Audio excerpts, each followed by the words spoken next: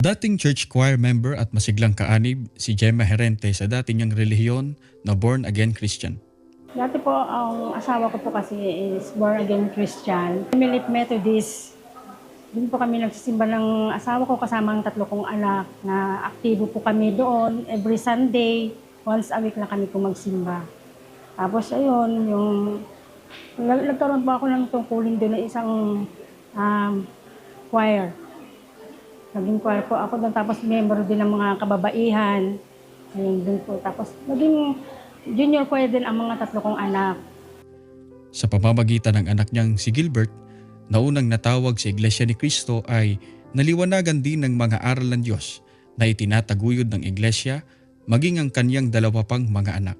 Ang unang anak po siya kasi twin po sila kambal. So siya pa lang po ang unang naging kaanib ng Iglesia. Baga para bang sinama po muna siya. Tapos malaman ko na lang na naging na siya. Medyo nagkaroon ako ng na bakit? Ganun. Nagalit ako. Tapos hindi siya nagpatinag hanggang sa na rin niya yung 2 niyang kapatid na umanib sa iglesia.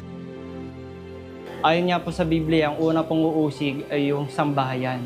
Ayun po, totoo nga po. Noong nalaman po ni Mama, noong una nagalit po siya. Nang maging kaanib na sa Iglesia ni Cristo ang kanyang mga anak, mag-isa na lamang noon si Gemma na nagsisimba sa Born Again Christian.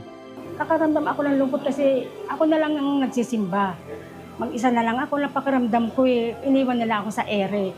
Iniwan nila ako na sila ibang ibang church ang dinadaluhan. Actually po nung time na yun, since bata pa nga po kami, natatakot po talaga na syempre, kailangan pa rin po namin sundin ng aming magulang.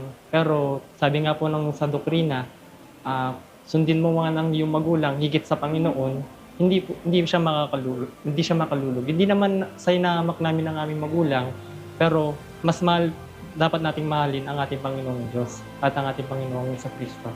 Kaya nagpatuloy po ako. Nung bata pa lang po kami, pinag-uusapan namin ni Gilbert palagi yung about sa kaligtasan. Tapos nagulat po ako nung isang araw, nagkwento siya about sa iglesia kasi ito daw po yung naririnig niya about sa iglesia, yung kaligtasan. Kaya na-curious po ako kung yung aral po talaga din sa iglesia. Hanggang sa napasunod niya rin po. Mapait man ang naging karanasan noong panahon ng pandemya, ngunit sa pagkakataong ito, dininig ng Panginoon Diyos ang dalangin ni kapatid na Gilbert kasama ang kanyang mga kapatid na maunawaan ng kanilang ina ang kahalagahan ng pag-anib sa Iglesia ni Cristo. Pagkaroon po ng pansambang sambahayan, doon na na ako sa mga anak ko na, sige, naksama ako.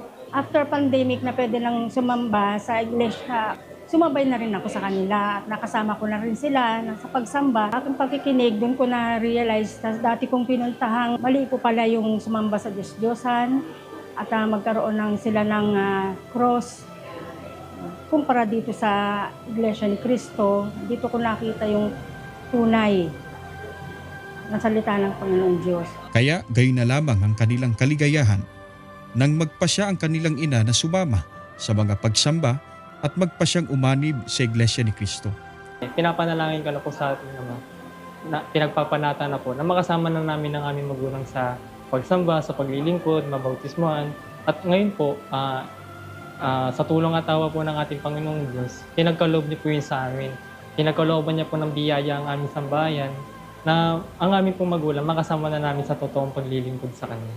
Sa araw na ito, nilubos ng Panginoon Diyos ang kanilang katuwaan sapagkat nasaksihan nila ang pagtanggap ng bautismo sa Iglesia ni Cristo ng kanilang ina na si kapatid na Gemma. Tunay po ako nagagalak na nabautismo na po ang aking magulang dahil talagang laman po siya ng aking panalangin na sana mabautismo na yung mama ko, mapaanib na siya dito sa Iglesia ni Cristo. At sa awa po sa awa at tulong ng ating Panginoon Diyos, ayun po, buong sambahayan na po namin maglilingkod sa Panginoon Diyos. Gusto ko po talaga maligtas. Yun po talaga yung pinaka-dahilan ko kung bakit ako nag-iglesia. Gusto ko po maligtas, gusto ko sundin yung tunay na Diyos.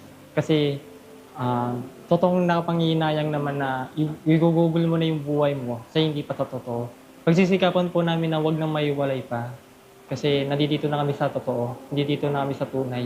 Kaya ang aming pong buong sambayan, sama-sama po kami maglilingkod sama-sama po kami pagpapalakasan sa isa't isa para ang isa sa amin wala nang maiwalay pa.